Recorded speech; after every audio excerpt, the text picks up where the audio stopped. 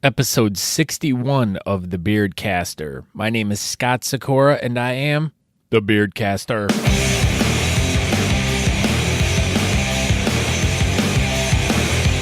Welcome to a podcast all about beards, mustaches, and the beard culture with all the fun stuff that goes along with it. It's about the facial hair lifestyle we live from our daily lives in the world around us and how we deal with life. So please join me as I share the stories about these people and hear how they are using their facial hair to do great and fun things.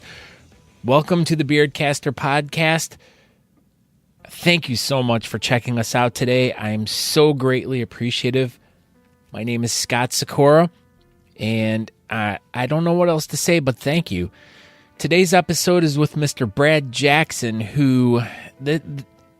And I can't tell him thank you enough because I had such a fun time doing this interview with him. He is such a great guy. I was really touched by this whole interview because we really got into a few tangents of things that are important to me or things that were experiences that I've had that he's had, and it was kind of like a real bonding experience between the two of us. But you know, anyone in the bearding community, there's always some sort of unique correlation between you and them. So it was really great to talk to Brad, and I really hope you enjoy this interview. We talked a little bit about the Whisk'er Away 2, which is a beard and pinup prom, which they're doing on February 10th. And we talked a little bit about well, not a little bit. We talked, most of the interview revolved around music, which was kind of really cool. And, we talked about the BAMSTL, which is the club he's president of, and Roughneck. I don't know if anyone's ever heard of that. Roughneck Beard Company. If you've been in the bearding community for at least a day or two, you should know what this company is. So, but that's today's episode. I'd like to thank everyone for checking it out. So if you want any more information about me, myself, and I, you can go to thebeardcaster.com for more information about me. You can get hooked up to my social media, my Facebook, my Instagram, my Twitter, and YouTube through that. Itch my beard. It's a little dry right now. And you can subscribe to the podcast through Apple Podcasts, Stitcher, iHeartRadio, Spotify. There's just so many to choose from. So if by some chance you're listening on a app, and you can just type a search in, search for the Beardcaster, and you should be able to get a hold of me through that. So that's about all the business we got. Oh, no.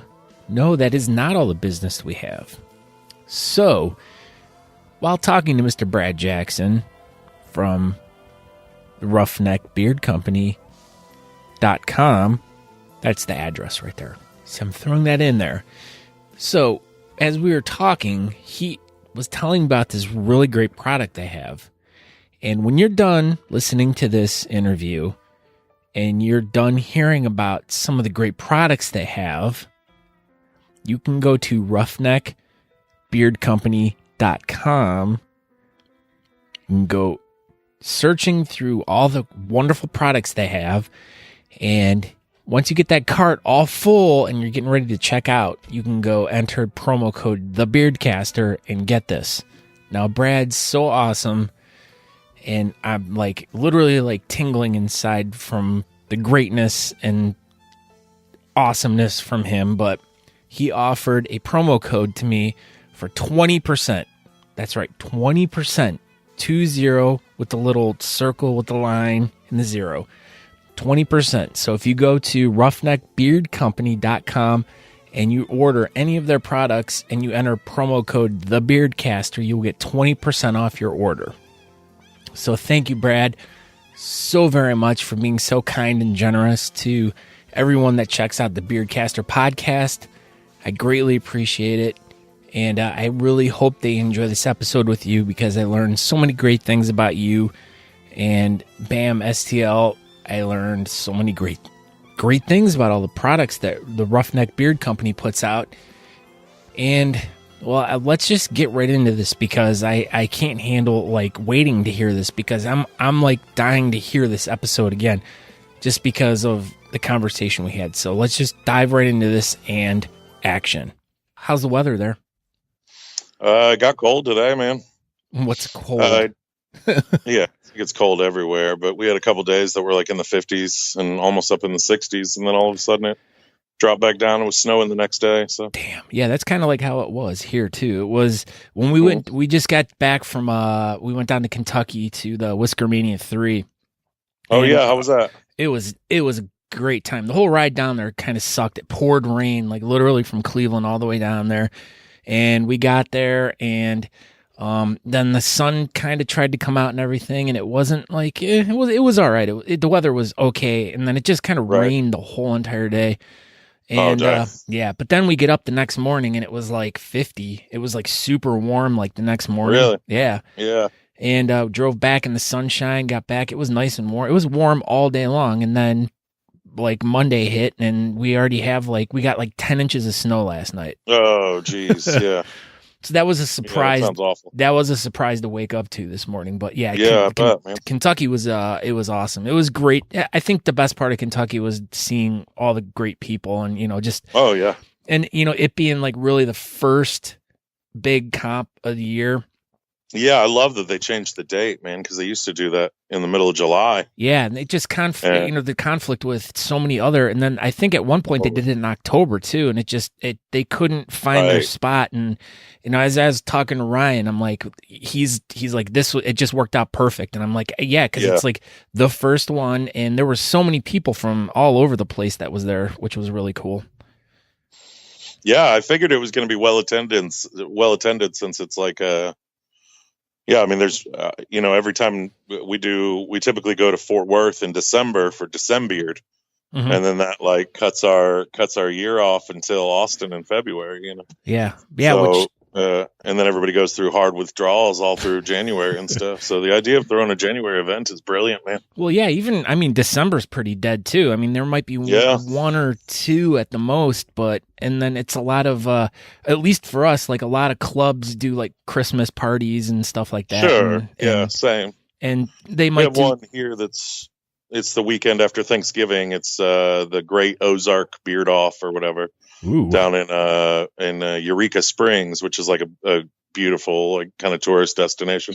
Yes. But it's super. It's like during their off season, pretty much. So the Department of Tourism over there is like really into it, and they put a lot up. And it's a pretty small event as far as competitors go, but it's held like at I think 6 different bars or something through the area. And so it's like you do one category in one place, and then like kind of move down the road. It's sort of like a pub crawl beard comp. Well, that's cool. Well, before we get super far into this, I want to introduce my guest. His name is Brad Jackson, or you might know him as Brad Jackson, but he is rad. He doesn't need to be rad. I'll take it. But Brad Jackson. Yes, Brad Jackson. And he hails out of St. Louis, Missouri, which is home of the Cardinals, right? The baseball team. True. Which apparently they're pretty good. I don't know. Not as good as the Indians, though, I don't think. They say that, man. They say that. they say they're decent, man. But I think the you guys have the Reds over there, man, right? No, well, we got the Indians, the Cincinnati Reds. We got down south, yeah. Cincinnati is our big nemesis, or was for a little while. Was our nemesis after the Cubs were. No, I think unfit for the job. But apparently the Cubs are everyone's nemesis right now. So, well, yeah, of course, man. And the Major League Baseball is the nemesis of the Indians right now because they're taking away Chief Wahoo from us. Uh-oh. So that's the big stink going on in Cleveland right now. Is they're removing all remnants of Chief Wahoo on their jerseys and hats and everything for next year. Are they going to change the team name? No, but they're still selling. They're still going to be selling merchandise with Chief Wahoo on it. Just the players are not allowed to wear it, and they're not displaying it at the stadium. Weird, man. I guess there's a lot of fans that are upset about it. I mean, I'm like, I understand, but to me, it's like that classic logo or icon that I've always grown up with, and it's like Sure. one of my favorite logos. And you know, to get rid of that like is like stealing part of my childhood. And you know, Right. when you're a child, you have no idea what that means. You don't know the controversy behind it. So right. But yeah, so for me, Just that stuff in general. Yeah, it hurts, but I was happy to hear that, at least we get to keep, I can go to Walmart and buy an Indians hat and it still has Chief Wahoo on it. I'm cool with that. Yeah. So let's talk a little bit about what's going on in the beard world right now with Brad Jackson. So you are the president of the Beard and Mustache Club of St. Louis, correct? Yeah, it's Beards and Mustaches of St. Louis. Yeah, it's BAMSTL. Yeah, I know. I put the club in there. I just wanted to make sure everyone knew. I know that the C did not fit in there, and your little acronym doesn't work. Yeah, that's okay. So tell me a little bit about the club and how you got involved in it and your position. Well, so we are. Wait. Tell me what's the dog's name? It's Emmy Lou. Emmy Lou, how you doing, puppy? She's itchy, man. Oh, dry skin. Dry skin, man. It's the season for it, for sure. I know some products that you could probably put on her skin that might help. Yeah, I know. I have a couple things, yeah. But we'll talk about that. I pretty much use our soap exclusively on her. Oh, really? Really does the trick, man, yeah. Do you use any other products on her? I mean, I've used some of our oils and stuff, but a lot of essential oils, you got to be really careful about animals. Yeah, but what about the base oils, though? Well, yeah, absolutely. So she gets like really itchy paws and stuff. So I'll definitely use the oil around the paws and stuff on the pads of her feet. All right. Well, we'll get back into that in a little bit, but let's go back to the whole club and stuff. So go on with what you were saying before we were rudely interrupted by the dog. No, it's all good, man. We love the dog. I guess funny. I mean, really, I started my company before any of it. And through that, I started going to regional events in order to, sell my stuff. And what is the company, in case someone does not know who B-Rad is? Right. It's Roughneck Beard Company. So I started that company, and I immediately was looking for, trade shows and farmers markets and any other kind of place like that where I could go to sell my stuff. And that's sort of how I kind of fell into the world of beard competitions. Now, what year was that about? This was late 2013. Ooh. Right. Yeah. So it's been a minute. Really, I went to a handful of events and met a lot of guys from the community. Guys that we know, all pretty well now. But Cody in Nashville was a big one, and at the time, Wayne Mincy was the president of the South Carolina Beard Club. And so I'd go to these events and I'd make these friends. And, before you knew it, I was an honorary member of all of these clubs and this, that, and the other. And about that time, the St. Louis Beard and Mustache Club reached out. The president of the then president of the St. Louis Beard and Mustache Club reached out and, was basically like, hey, man, you ever going to come join this club? Because I'm, from the town. Yeah. And exactly, yeah. And up until that moment, I don't know why I didn't look, or if they were just kind of in an inactive period, but I hadn't heard anything about them. So at that point, I was kind of like, yeah, man, totally. And me and a couple of my guys went and we joined up, and we hung out for probably about 10 months as members or whatever.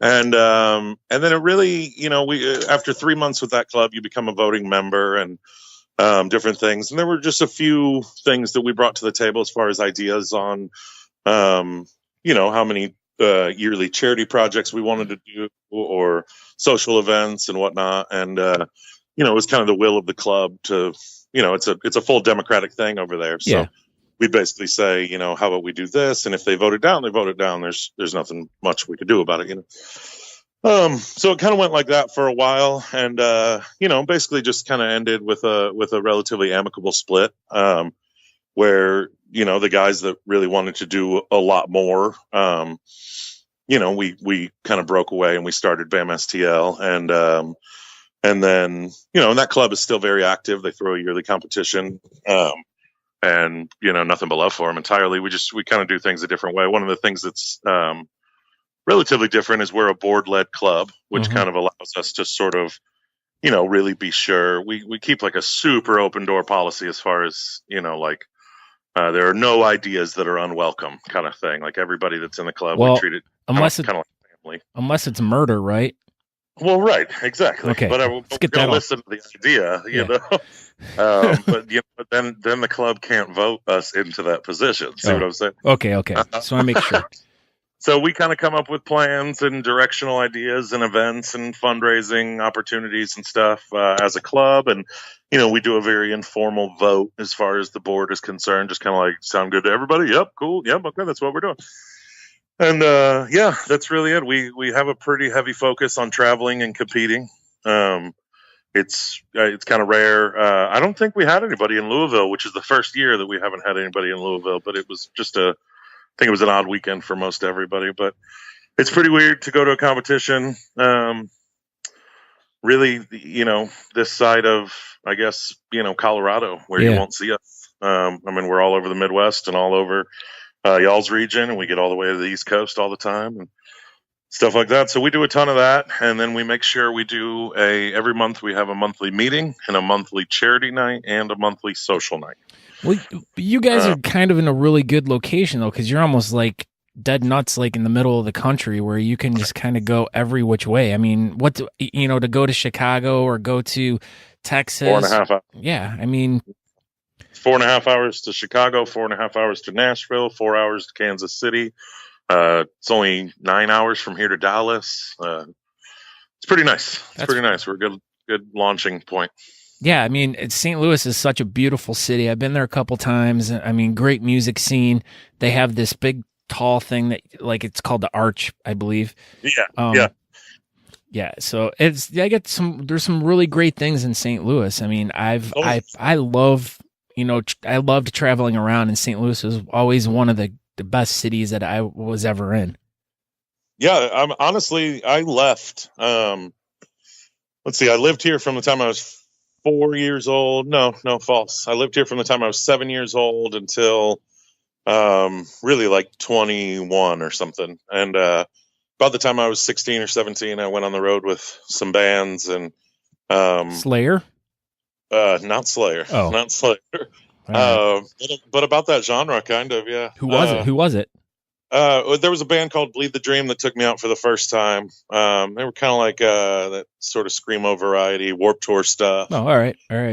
Yeah, and then I pretty much just kind of hung into that life for about 6 or 7 years until, kind of the weird thing about, I guess, that sort of like punk rock world is that, I was 23 years old and I felt really old. Yeah. A lot of the kids, that were coming out on tour were on summer vacation from high school, just like I was the first time. So I couldn't hate it, but it was kind of like, all right, sort of time for me to get out of here. So then I moved down to the Gulf Coast to start making country music with old men. Oh. And yeah, it was a blast. But the point is that I was gone for probably 5 or 6 years. And before that, I didn't love my city very much, No, and since I've been back, you're young and dumb, and you don't appreciate the stuff exactly until you see everywhere else. Totally, yeah. And so when I came back, like my son was born in Nashville, and we moved home pretty much immediately after that. And really, since then, I've just been falling in love with the city all over again, kind of thing, Well, that's really cool. It's amazing, man. There's so many cool things happening here right now. Well, to kind of jump off the subject and to go off on a different tangent, like you said, Sure. you started off in a punk rock lifestyle, and you ended up moving down to the coast and went the country western way or country blues way. Now I kind of did the same thing. I was in a metal band, and I tried out for a country band. Like, it was such a an odd, but the thing is I really enjoyed it, and I would have made that move too, because it was just, for the love of music, you kind of follow where your love is. Now, totally. Now, how does that lead you into like what you're doing now? Because like I told you, I said, I saw this video on Facebook I think it was a couple weeks ago, and it was like Brad Jackson was singing, and I was like, "Wow, I didn't realize you were in a band, or I didn't realize you were doing anything." And I clicked play, and I was just floored. I'm like, hey, "Dude, this man has some pipes." I'll take it, man. I mean, the whole, you know, the short version of the long story, I guess, is like I said, you know, I was feeling pretty old being on the punk rock thing, and my family had vacationed in Gulf Shores, Alabama, pretty much our whole life. We did every spring break, and you know, on and on. And I was kind of looking for a place where I could go because, you know, my dad raised me on Merle Haggard and George Jones and all that kind of stuff. That's his kind of music. Is that Tom's brother? Wait, what's that? Is that Tom's brother, Tom Jones? Tom Jones? No, no, false. Okay. This is yeah. Maybe Tom is George's brother. Oh, all right. You know? Jones, you know, Jones Smith. Right. You know, they all could be related for all we know. They could be, man. They could be. But yeah, so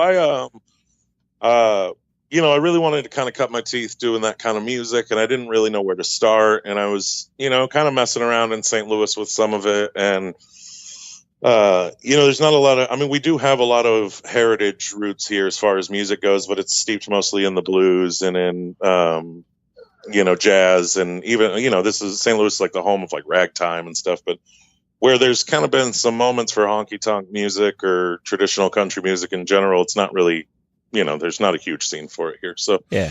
You know, I knew I wanted to go somewhere where the people like really appreciated it. And honestly, you know, my first thought was, Nashville. And then, you know, before that, I was like, well, everybody in Nashville does this, you know. So I need to go someplace where I can kind of cut my teeth playing for tourists and making a little bit of money doing this. So, so I moved down to the Gulf Coast with my then girlfriend, and we lived there about 2 years, just pretty much right on the beach. And oh, geez, did it get cold at night? I mean, a little bit, but not really. No, I mean, cold was not a familiar feeling until we would come home for Christmas and stuff. Yeah, I would imagine that. Yeah. This was immediately post Katrina, so property value was just like ridiculously cheap, you know? Yeah. And so, you know, I think the first place we moved into was like, you know, a block off of the beach, and it was like a 3-bedroom for like $750 a month or something, you know, just kind of unheard of. Yeah.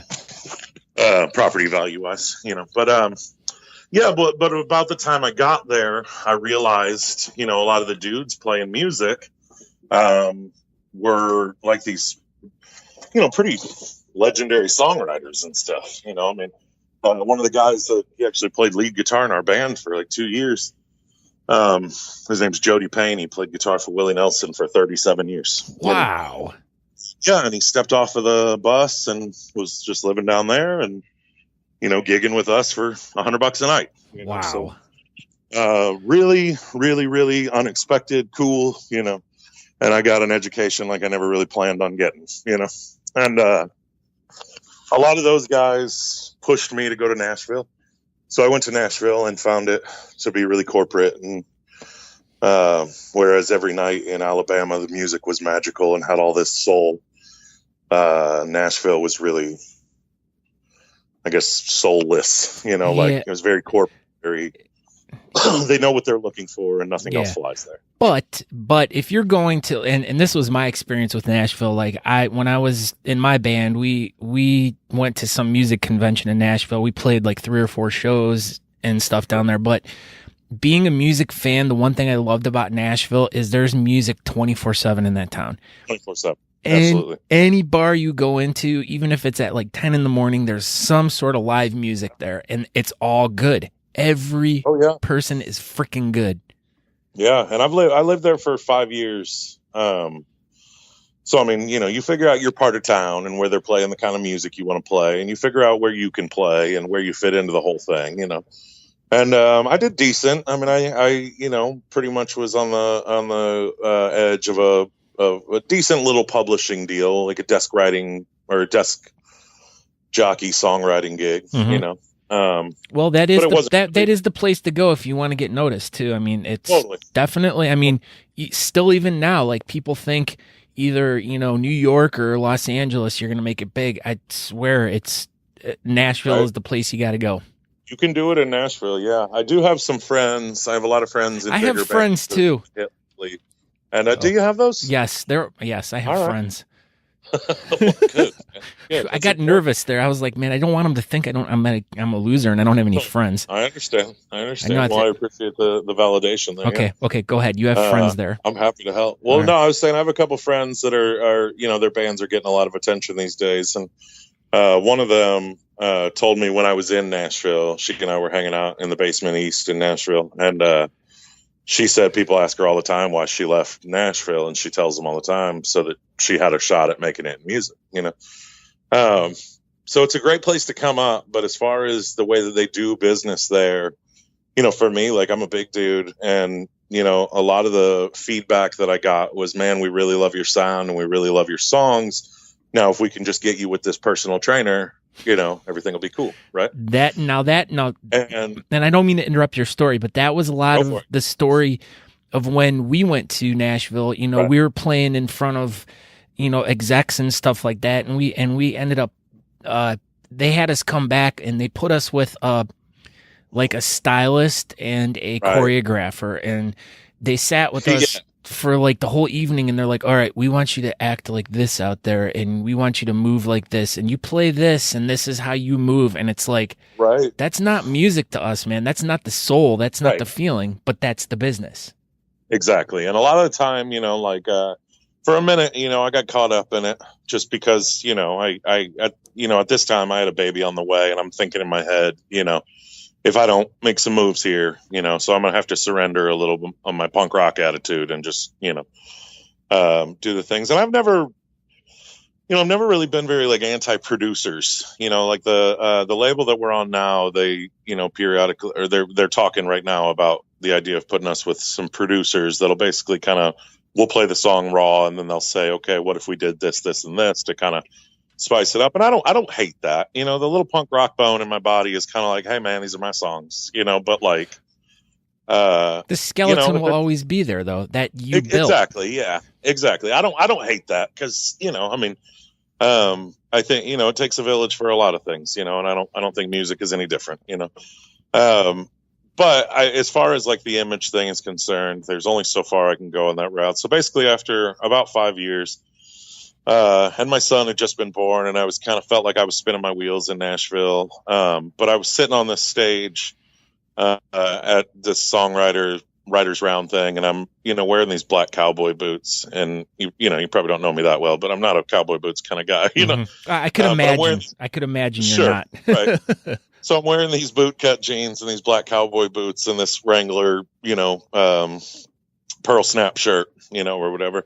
And I, get to my turn and I say, hey, I'm Brad Jackson, and I just felt so untrue to myself, and it was really that night where I was like, we're going home, And like I said, this is the short version of a long story. Oh yeah, no, it's you're in your monkey suit, and you've just that organ grinder's just kind of worn it out of you. Just that.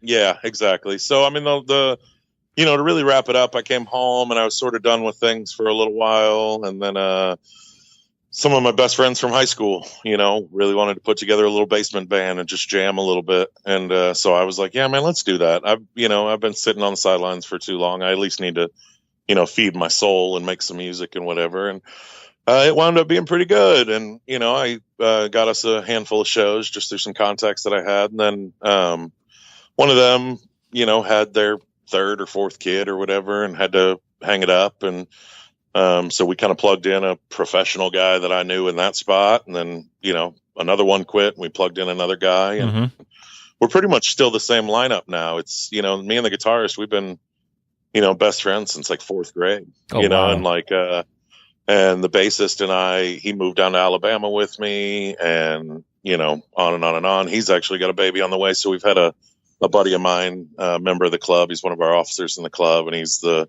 guy that's going to be the new general manager over at Roughneck, but he's playing bass for us now. And so it's really like, it's funny because it's like all friend, you play in Nashville and you're playing with these hired guns and these guys that, play at album quality every single time, and it's great, but it doesn't have a lot of soul. And then, even though the Gulf Coast was magic, I'm like the young kid on the block, so it's really nice to be home and just playing music with like, a lot of my old friends and it's really like one of the things I never did in life was like really focus on my roots here, you know? Well, and then so I'm really liking, you know, we caught a little record deal with a local label here, and there's a lot of things that we put together. I organize an event called the River City Opry that is basically like an all country or a country Americana, just kind of roots music event. Mm-hmm. We typically have like 8 bands play. It's on one Sunday afternoon a month. We've done 7 or 8 of them now or something. And it's a really good thing, man. There's a big scene building here, and it's like really cool to be a part of it. But that's like you said, you know, you had to go away to finally realize what you had there and to help develop what you're developing there now with the scene and everything. Now, what did you didn't even tell me the name of the band? Oh, we're called The Fighting Side. Oh, all right. It's sort of a nod at an old Merle Haggard song. There's politics involved in that song that I don't necessarily love, but it's the thing with Merle Haggard is he made music. He made a music career. Well, right. Yes, he did that. Good. But he made a music career out of a criminal record, you know, and I gotta admire that, you know. I think there's a lot of musicians out there, or artists out there now that have done the same thing. Totally, yeah. There's a story where Merle Haggard was he went on the Johnny Cash show, because by the time he was coming up, Johnny Cash already had his own, you know, late night show or whatever it was. And he didn't want anybody to know. He and Johnny were talking about kind of their rap sheets, you know, here or there. And Johnny Cash had always kind of pretended to have a rap sheet where he didn't, you know, he was never really that, you know, bad or like, you know, he didn't really do anything. Yeah. He never really got in any kind of trouble, you know. But they were basically kind of swapping stories, and Merle was real adamant that, you know, they keep that a secret because he didn't want anybody to know that he had been to prison. You know? And that was kind of the thing, is Johnny Cash was like, dude, are you out of your mind? Like, they love this stuff, you know? And so the next album that Merle came out with was with the one with Lonesome Fugitive and a bunch of, you know, tracks like that, Mama Tried and things like that, basically kind of capitalizing on the idea that he had been to prison a bunch of times and he was, you know, a criminal, you know. Everyone loves a bad boy. Totally, man. Yeah. And he sort of skyrocketed toward that. And I've just always respected that, you know. I know politically the guy never really knew where he stood, you know, but he always stood for the working man, and I can't hate that either. Yeah, I mean, and he stood for what he loved, and you know, and when it comes to music, it's the musician and like guy like him. It's all about his art and his music, and that's all you really need to share with the world. Fully, yeah. So as all of this is going on, we're going to tie this all together. Where does your beard fall into this whole thing, and how does this lead to Roughneck? Because I mean, I'm sure, as most musicians are out there, they're just a bunch of lazy bums. They don't shave, and you see all these guys out on the road, all these musicians who have these big beards, and they just don't care, and you know, they just do it because they're lazy ass fuckers. But I mean, now. I just pretty much sponsor all of those guys now. That's kind of my deal. Well, you know. Hey, you got to market for it, you know. I mean, you know. Well, and it's also it's kind of my way of being able to tie my business into the music scene. You know, I really enjoy being able to do that. But so how did you get involved in the whole? Needless to say, just like what inspired you to grow, number one, and then how did that lead you to get into the Roughneck stuff? Sure. I feel like it's pretty much the same story that you hear from almost every company owner. You hear the story so often because it's, you know, it's very similar to Oprah Winfrey. Right, exactly. My story is exactly like Oprah's, and that's all anybody needs to know. Sweet. Yeah. No, I've always had a beard. I mean, since I could, I used to, you know, keep like a chin strap or a little goatee kind of thing. And then I guess honestly, it was about the time that I moved to the coast that I kind of started letting it grow out from just like a clean up chin strap kind of thing. And then about the time a few years later that my son was born, because that's just like for people that don't have kids who want that insight into what it's like, there's basically just this 6-month period where like you're lucky to get a shower, and it's just the whole, like you're exhausted and, the whole thing. Yeah. Your focus is on that little being. Totally. You're just covered in puke and stuff like that. And so shaving is not a thing, so really about that time, it was really right then. And I was working for this, production company. I was doing like basically stage management stuff for this touring dance company. It was really kind of a weird spot for River me, dance? No, it's like a contemporary dance thing. Like they would do these stomp. These weekend, yeah, I know. Yeah, well, they would do these like weekend retreat things at hotels, and they were like workshops. All these big choreographers and instructors and stuff would come from all over the country, and we would basically just build the stage and run the lights and sound. Oh, all right. Stuff. It was pretty cool. But all of a sudden, they kind of went a different direction, and they dropped all the crew guys, and I kind of had this, newborn baby, and I'm looking into like, oh no, what am I going to do now? And so really, like while I was between jobs, I was thinking, okay, well, well, I mean, really, the deal, like my beard was itchy, and and I was what? No. Yeah, imagine that, and I Googled like, what do you do for an itchy beard, and that's sort of how I fell into the world of like oils and balms and all that kind of stuff. And I probably dropped like, I mean, really only like maybe $100-$200 or something. And like I said, this was like late 2013, so there wasn't a ton, it was like Beard Brand and Bearded Bastard and a handful of guys. Now there's 872 companies. Or I think 875, 876, 878. That's about half of it. Yeah, if you keep counting, there's new ones starting every time. Every minute. Yeah, exactly. But then a handful of them are falling off, so every now and then you got to rewind. Yeah. But really, at the time, I spent about $120 on most of the stuff that was available at the time. And, I had known some stuff about oils, but I also have a tendency to just like way over dive into anything, like I'll just Google for hours and just kind of go way down the rabbit hole, Yeah.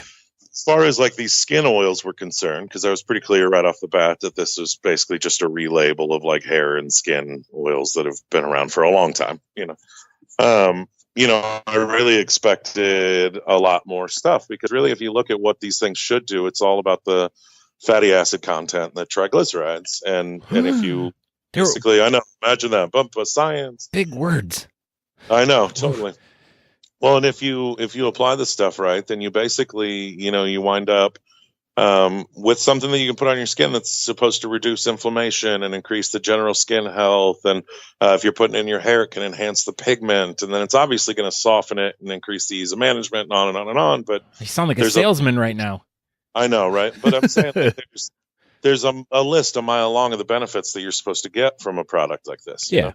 And then, the stuff I was using, I really wasn't seeing any of that. It didn't itch that bad, but really, like, once the product evaporated, everything was kind of crunchy, and, didn't really, I was no better off than I was going in, Mm-hmm. So that was really what we did. I put together a blend of, it's 8 different carrier oils, from my research and now from lab testing. It's one of the highest on the market for fatty acid content and triglyceride content. And I really just did that for a while, to the point where, I needed some grocery money because I was about to be out of work. And I was like, man, I'm going to launch a website, and just see what I can do here. And, it's 5 years later now. And June will actually be our 5-year anniversary. So, oh, wow. It's obviously going good. I picked up this job working for this nonprofit the same year I started Roughneck. And really about 3 or 4 months later, I had to quit to be able to focus on it. Wow. And it just built and built. And really, man, I give a lot more credit to the formula than to anything else, And, like I said, I go way down the rabbit hole when it comes to things like that. So it's like I blacked out and made something awesome, Yeah. Well, and now you've even grown to the point where, and if I remember correctly, I remember even seeing pictures a few years ago where you even opened your own your own shop. Totally. We have a brick and mortar store, and we sell to the public out of that, and that's completely doubled our revenue stream, which is amazing. But the neighborhood absolutely loves it. People come from all over the city to get it. And we've actually wound up where people come from like really far away. I always advise people, I'm like, don't do that. Jesus, Alaska? Someone flew in from Alaska?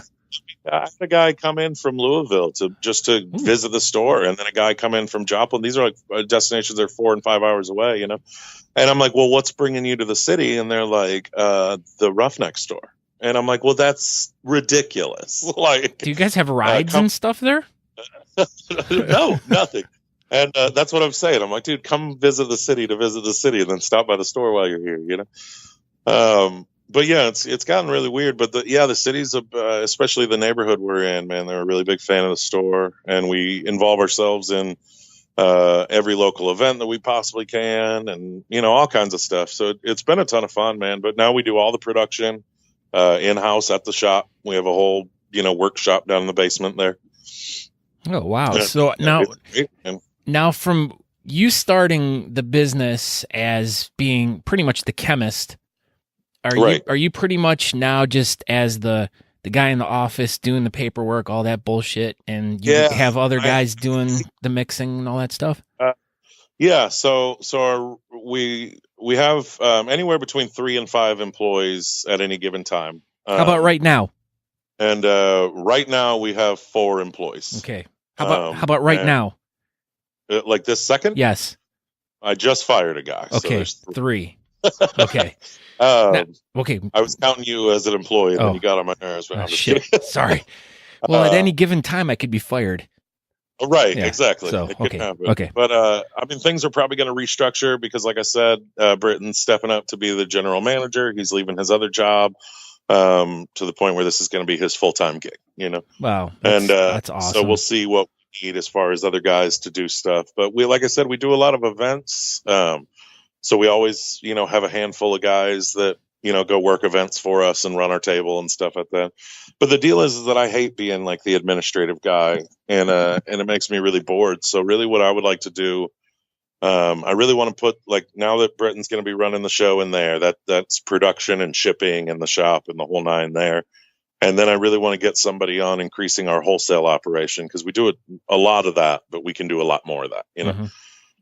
And then really, man, I just kind of want to get back into the point where I'm just innovating, because that's just where I'm good, and we're actually on the cusp right now of we're becoming Roughneck Grooming Supply Company. So we're going to be offering not just beard grooming stuff, but pre-shave, skin oils, hair tonics, pomades, solid colognes, et cetera, et cetera. So, yeah, there's a lot of stuff that's kind of coming up to where we're basically just kind of building this thing into sort of a lifestyle brand, and we, that's the way it's got to go if you want to continue growing. Yeah, survival. Well, I'll tell you, the storefront has really been like the best thing for that, because it's basically like an experiment every single day, So if we sit in the store and 50 guys walk by throughout that day or whatever, and 10 of them have beards, and then 5 of them are the kind of guy that would put something in their beard, we're appealing to 10% of those dudes. Yeah.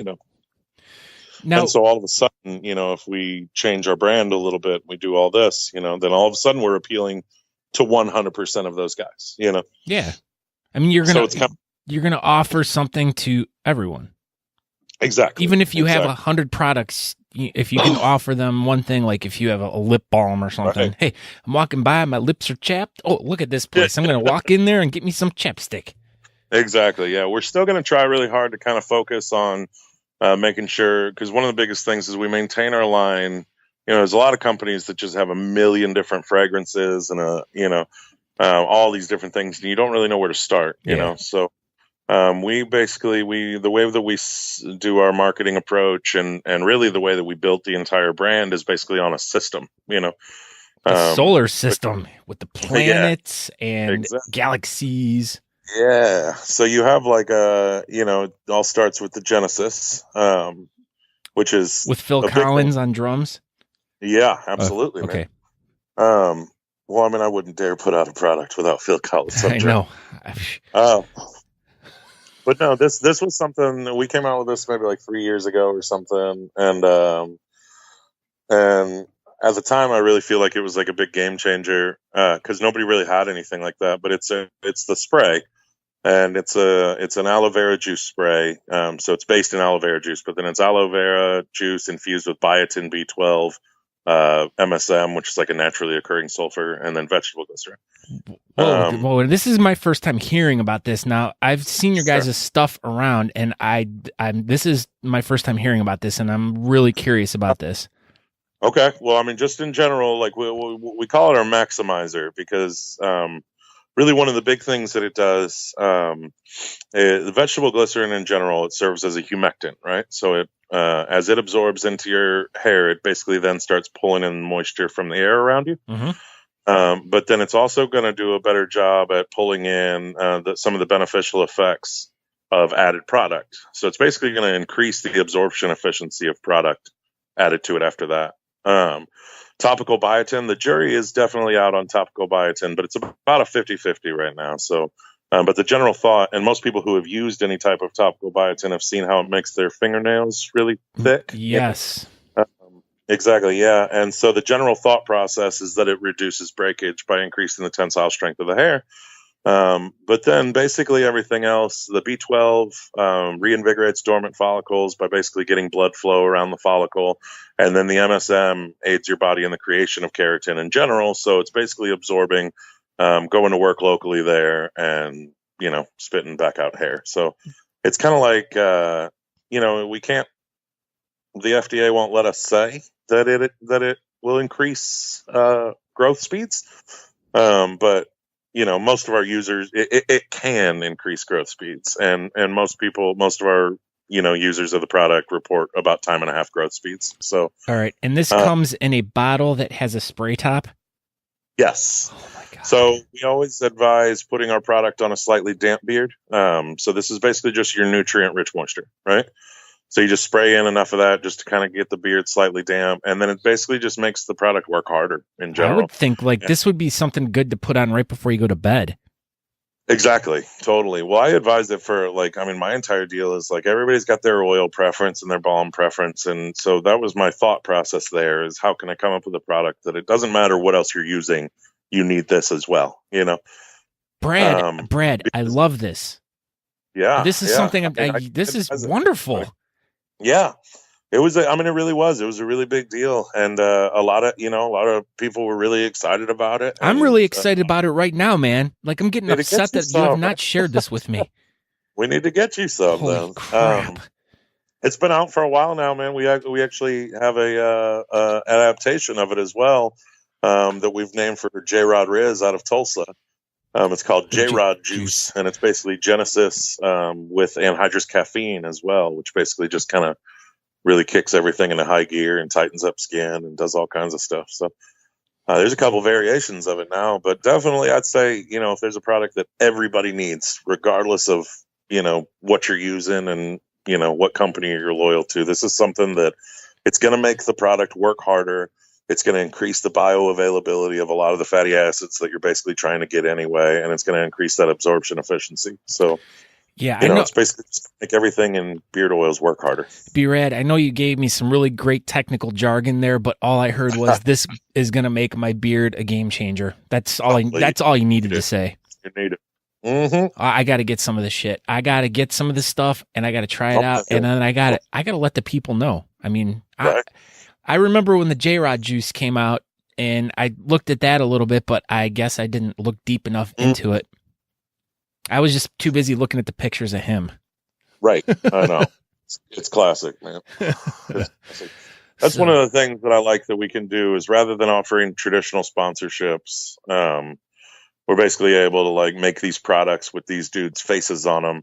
And then we just give them, it's normally like a product plus, so we do something that we're normally doing and then we add something to it to make it amazing, And then with that, we do, they get like $3 per product sold into a fund that helps them travel to competitions and things like that. Wow, that's really cool. So it's kind of a really cool way for us to be able to sort of give back to this community without, just giving people money. Yeah. Like, there's a lot of companies that just kind of, and I go to enough beard competitions. I know how it works. Like if I'm sponsored by somebody and I go to a beard competition and I'm just drinking and hanging out with my buddies, and then, maybe I get a hold of the microphone when I'm on stage and I go, hey, thanks to Roughneck Beard Company. Hey. And then, that's it. Like, did I as a sponsor get my money worth? Yeah. And that's another topic that I want to dive into at a whole nother day is, all these guys that are quote unquote sponsored by all these different beard oil companies. I mean, it boggles my mind that, that they can pay for them to send them to all these events or whatever. And it's like, is this guy really going to like sell? That's kind of my thing, man, is anytime I see a company do that, I typically, and I don't want to like ruin anybody's sponsorship deal. Yeah. So, like, that's why I said this is a different day topic, but sure. I've definitely talked to you about this, but yeah, I always feel like they have to be guys that are in the beard oil world that are not in the beard community as we know it, because, like I said, if they were going to events, then they would know, like how it works there, And so it's a lot easier for me. Now, see, if I have a couple of guys and they're making $3 per product sold, and then they go to an event, then guess what? It's like financially, it's in their financial interest to tell everybody to use this product. Yeah. You know what I mean? Yeah. Outside of that, I mean, they're friends and they believe in the product and on and on and on. So it's, it's really good things. But I like being able to do it that way better, because then, it's beneficial for me and it's beneficial for them, and it gives back to the community, and it's basically just good for everybody around. And then I never have to feel like I'm giving somebody money to go party and, whatever. And they're, just, or whatever. But no, it's similar to I always try to look at different approaches like that. Like I said, I sponsor a lot of musicians. And the way that we do that is I basically just, when musicians come through here and I talk to them about it, I say, is this something you want to do? And most of the time they're down because it's free beard stuff, Yeah. And so I'll give them a little personal package for themselves, and then I send them on the road with like 20 of our items. Yeah, and then they just put them out on their merch table. Put it on your merch table, and whatever you get for it, you keep it. So it helps them eat on the road. It helps them put gas in the tank. It, on and on and on. And like I said, it's in their financial interest to tell people about it, Yeah. And then also, when you make Instagram posts, tag us in it, and, on and on, and it helps us reach your fan base. And, but it also helps us give back to, touring bands who are having a hard time making a buck out there, so it's good. That's good that's very nice to hear. I like finding ways to where we can do these sponsorship deals, like unique approaches to these things, to where it really truly benefits everybody involved, That's really great. Now, so yeah, boy, I'm really learning a lot about B-Rad tonight. I really like this guy. We've good, man. I like you too. But we've met a couple times, and you gave me one of the greatest experiences of my life. With that In-N-Out burger in Austin, yes. Yes, because I was going to tell you, I just had my first White Castle experience this past weekend. Really? It was close, but I ate too much of the White Castle, and that did not agree with me. That In-N-Out was just the right amount, and so especially like I've never had it before, and you're like, oh, you got to get it this way, and I'm like, dude, here's money, go get me what you think I need, and dude, totally, man. Yeah. You made my Austin experience like complete. I'll take it, man. I'll totally take it. All right, so let's talk about the Whisk'er Away to a beard and pinup prom, benefiting Play It Forward STL. What's this all about? Okay, so this is something that we started doing last year, and I really feel like I'm sure there's other clubs that do this, but really the main thing is that we were sitting around and we just talked about the idea of just holding like the trashiest prom that we possibly can, just an excuse to dress up, and then but we knew before we even like booked a place that it needed to be at like a VFW hall, it's crucial, right? This is something that we're kind of going to do. We're going to do it every year, and we do it around Valentine's Day. And last year we did it for the local USO. So everything that we raised last year. But it's basically, it's really simple. We have some people come in town for it, and it's a lot of local people, a lot of people that aren't even in the club or whatever, that just see the event and come to it. And but we joined together with a local group of pinup girls to do this event. And it's pretty much what it sounds like. It's beard prom at a VFW hall. So we get like all the trashy disco ball and the lights, and we play the duck dance, and we do the what's it called? The Cupid Shuffle or whatever it is. Oh, yeah, all those stupid dances that you do at weddings. We do everything. The electric slide and the whole thing, and then basically it's $15 a person and $25 for a couple, and there's food, and we crown a prom king and queen, and we do the whole thing, and we just do it for a local charity that might need a little hit at the time, and it works out to be a pretty cool event, man. It's it's one of our favorite romance events, but most of our club officers wind up picking our dates from among the pinup girls. Ooh, that sounds like a fun time. Yeah, it's super fun. Yeah, and then we take the cheesiest prom pictures, and we set up the classic prom backdrops and all that stuff. But there's a whole we have a whole prom committee that plans this all year long. Oh, that is. Yeah, it's super fun, man. They do the food, all the way the food and the playlists and the decorations and everything. So, and then it's to help benefit the Play It Forward, which is their mission is to bring the arts to underprivileged children in the region. Man. Play It Forward is my favorite charity in St. Louis. So, like I was telling you before, the club is a board-led club, and a lot of our guys, Steve is our vice president, and he's just in deep with the veterans charities all the time. And, Dave is one of our club recruiters, and he really likes to volunteer for Humane Society. And so he's really into the animal shelters. So we try to kind of rotate everything we do so that we're helping one thing at a time. And it's kind of my turn on this one. And I always love benefiting the arts where I can, just as a musician and stuff like that. Yeah. Well, and the children too. Well, totally, exactly. And Play It Forward is so cool, man. A lot of the time it's as simple as there's a kid that wants to play and his family can't afford it, and, so it'll be maybe they're looking for a tuba, or maybe they're looking for a violin or an electric guitar, or, on and on. And so it's cool when we can give them money, but a lot of the time the local music community here will kind of rally together and see who's got an instrument that's sort of sitting on the shelf collecting dust, and then we'll kind of pass it right along through them, right into the hands of some, kid who really wants to play it, And so I'm pretty excited about that. We benefited them as one of our 3 charities for our inaugural event, our beard competition. And we were able to get them a little over $2,000. And the cool thing about working with them is that since we gave them $2,000 or whatever we did, and then they would basically say, to us, today we bought an electric guitar for Chris. He's 7, and, whatever. And it was so cool to be able to kind of see our money get spent, on an individual personal basis like that, Well, yeah. Because then it's that exactly. where you might be doing a big event and you're donating thousands of dollars to charity A, and it's you're just handing over a check to them, and it's all right, now.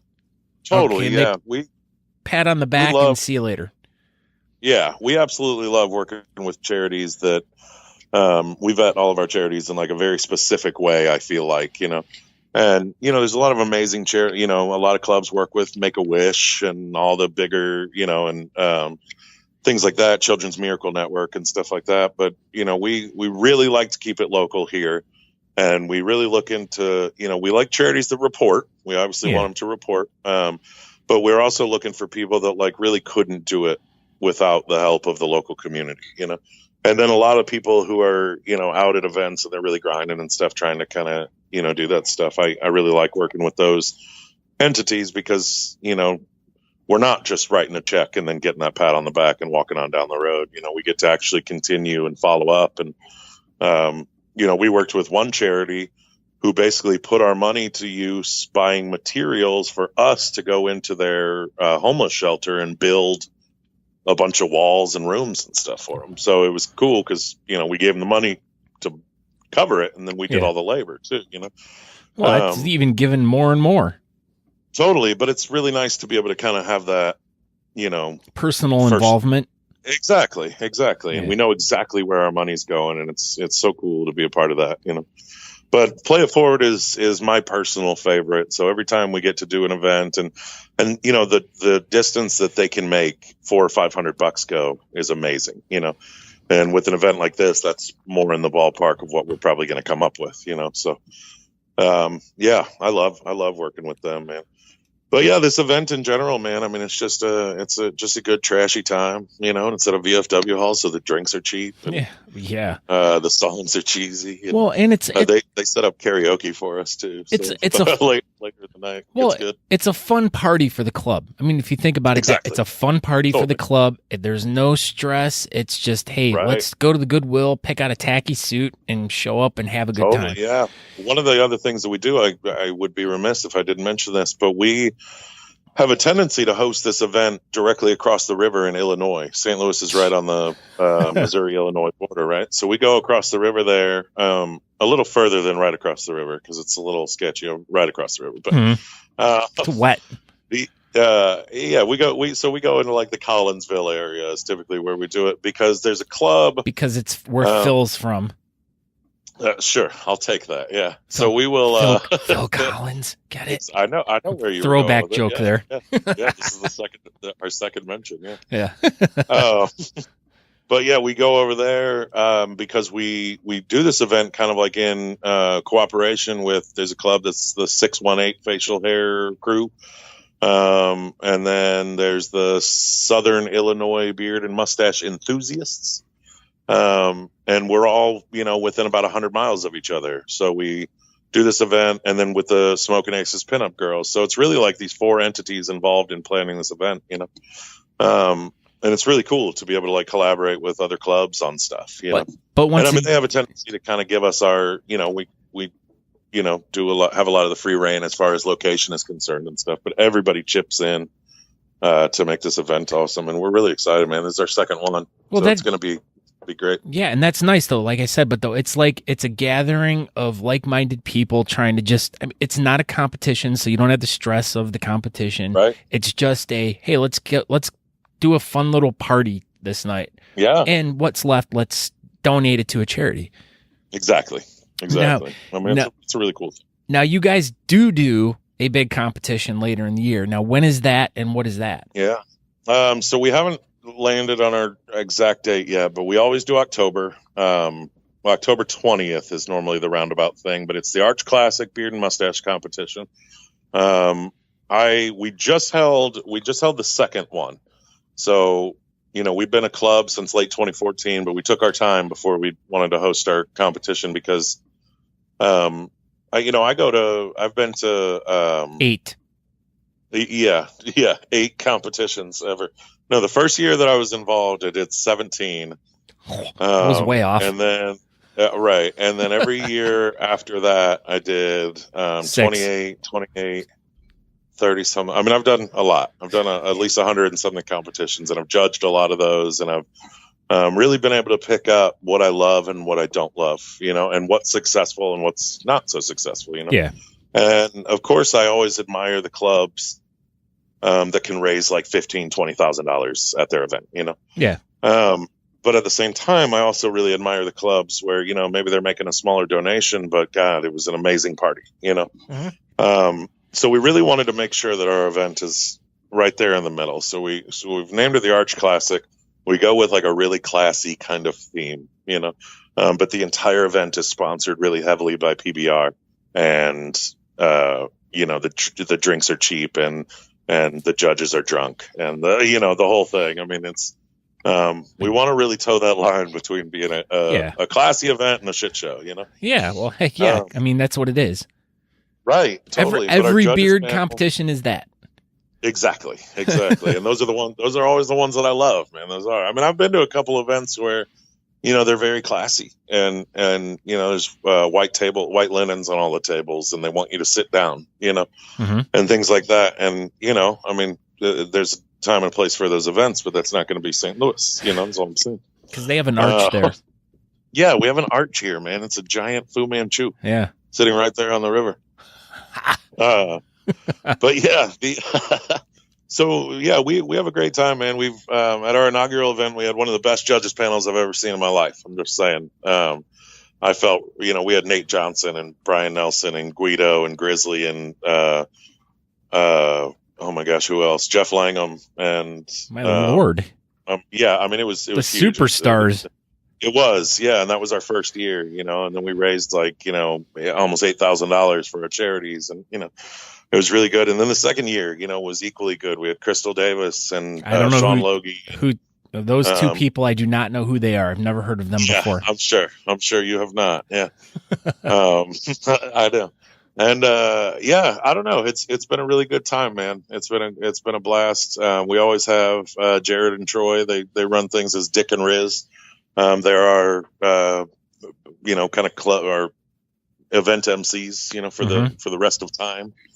The first year, Troy did a thing where he wore sunglasses. Oh yeah, we wore sunglasses for sure. A whole box of them. No, but one of the prizes for best in show the first year was that you get your face tattooed on Troy's left ass cheek, and that I know it's still gonna happen. This was 2 years ago now, or a year and a half ago now. Wow. It's really just been that the artist that donated that concept and Troy donating his ass cheek have not found the time to link up yet. But it was Taz, metal Taz from Austin, and he's going to have his face tattooed on Troy's left ass cheek. That's impressive. So yeah, we really try to go with the big prizes, prizes that just keep on giving, man. Yeah, that's a definite pain in the ass. Right, exactly. Yeah, first year we did it for a Rise Veteran Foundation, Play It Forward, which is what I was saying, and then Gateway Pet Guardians. It's a dog rescue.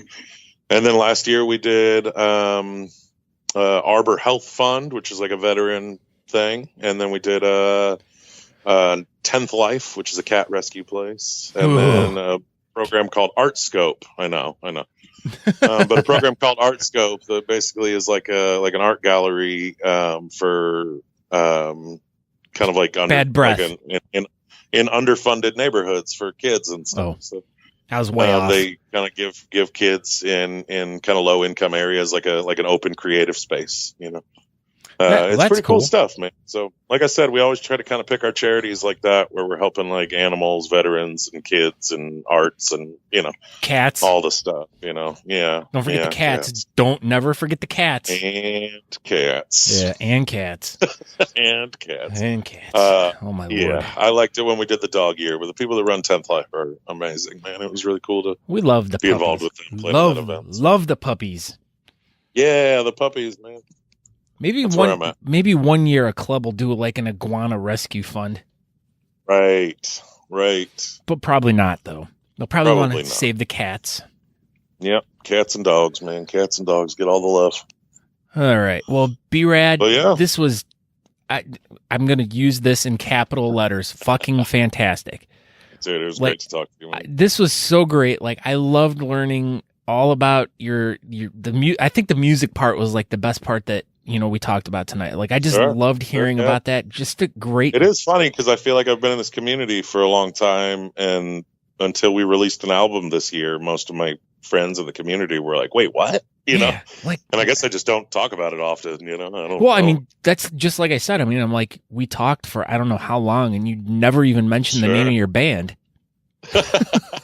Well, yeah. I'm like, I mean, it's a big part of me, man. But I feel like I don't know. That's a very humble thing. I mean, and like I said, when I watched that video of you singing, I was just like absolutely floored. Like, I was like, the voice. I mean, your voice is very distinctive and everything, and very deep, and like, I could picture you as being a singer, but just to hear your voice, I was like, holy crap! Like, it was just. It just has such like depth and soul to it that I loved it.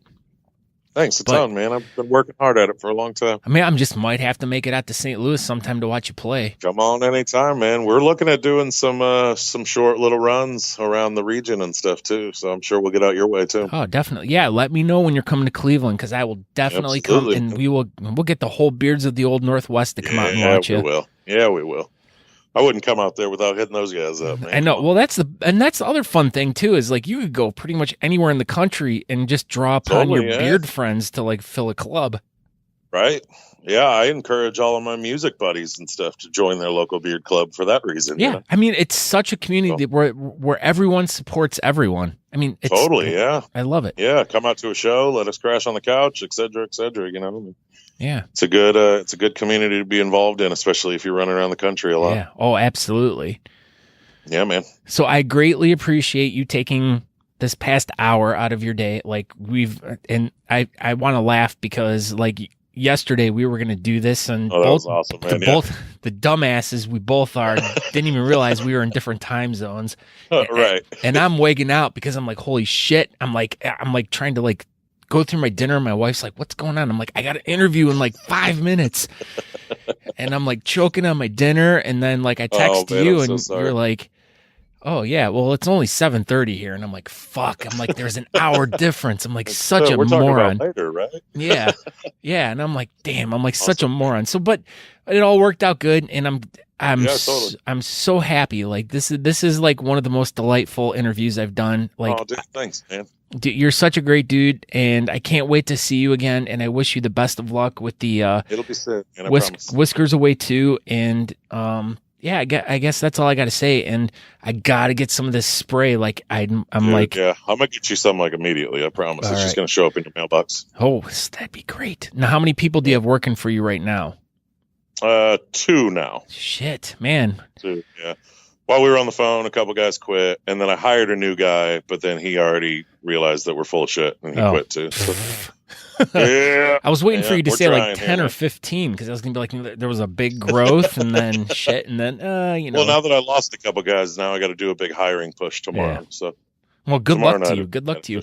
Well, good luck to you with all your changes that you're making, and thanks, man. I can't wait to see you again, and thank you again. We're confident about the future, man. It's going to be all good things. Well, I'm definitely St. Louis is a definite stop on anyone's destination if they're going. Yeah. So if it's mid-October, end of October, keep your eyes peeled. One of the greatest competitions in the country, right in the middle. Like it's not that far for everyone to go to. Super easy, man. Super easy. But yeah, I'm having like flashbacks of Nam right now.